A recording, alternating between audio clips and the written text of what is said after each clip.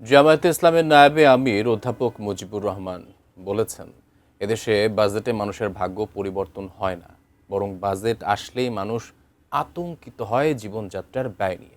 শিক্ষা খাতে বরাদ্দ নিয়ে জামায়াতে ইসলামীর এক প্রাক বাজেট আলোচনায় একথা বলেন তিনি। আসন্ন বাজেটে শিক্ষা খাতে বরাদ্দ শুধু বাড়ানো নয়, কার্যকরভাবে তা বাস্তবায়নের দাবি জানিয়েছেন বক্তারা। আমাদের বাজেট বলেন, শিক্ষা বিভাগ বলেন। জামায়াতে ইসলামীর প্রাক বাজেট আলোচনা মঙ্গলবার জাতীয় প্রেস ক্লাবে শিক্ষা খাতের বরাদ্দ ও জাতীয় উন্নয়ন শীর্ষক এই আলোচনায় যোগ দেন দলটির সংসদ সদস্য, বিভিন্ন রাজনৈতিক দলের সদস্য, শিক্ষা প্রতিষ্ঠানের প্রতিনিধি, শিক্ষক ও শিক্ষাবিদরা। শিক্ষক যোগ্যতা কাঠামো একটা তৈরি করা দরকার।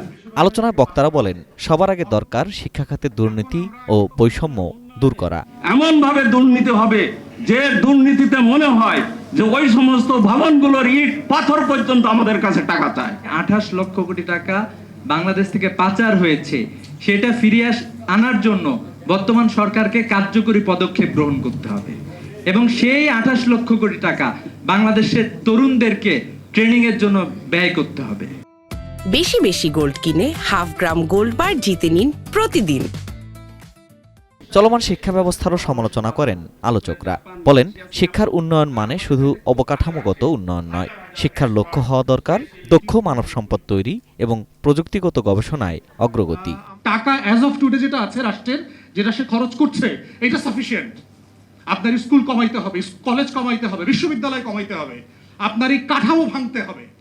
একটা রাষ্ট্র পরিচালনা করবার জন্য এত স্কুল কলেজ বিশ্ববিদ্যালয়ের প্রয়োজন নাই। আগামী 10 বছর পরে আমাদের দেশটা আমরা কোথায় নিতে চাই, এই লক্ষ্যটা যদি সবার মধ্যে সমান তালে না থাকে, তাহলে বাজেটে শিক্ষা খাতে যতই টাকা বাড়ানো হোক সেটা সত্যিকার অর্থে কোনো কার্যকর হবে না। যারা ডক্টরেট করেন তাদের রিসার্চগুলোর টপিক যদি দেখেন, এগুলোর একটা আমাদের দেশের সমস্যা নিয়ে তৈরি।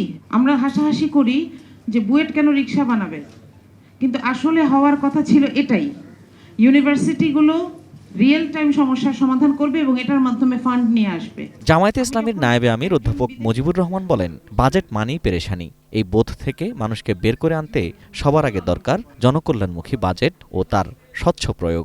আজকে বাজেট আসা মানেই জনগণ দ্রব্যমূল্য বৃদ্ধির কারণে পেরেশান হয়ে যাচ্ছে। এজন্য কৃষকের বাজেট, শ্রমিকের বাজেট, শিক্ষকের বাজেট, সব বাজেটকে যদি আমরা অ্যানালাইসিস করি, তাহলে আমাদেরকে দেখতে হবে জনগণের কল্যাণের জন্য কতটুকু কি করা যায়। Ferdous Rahman, ATN news, Dhaka.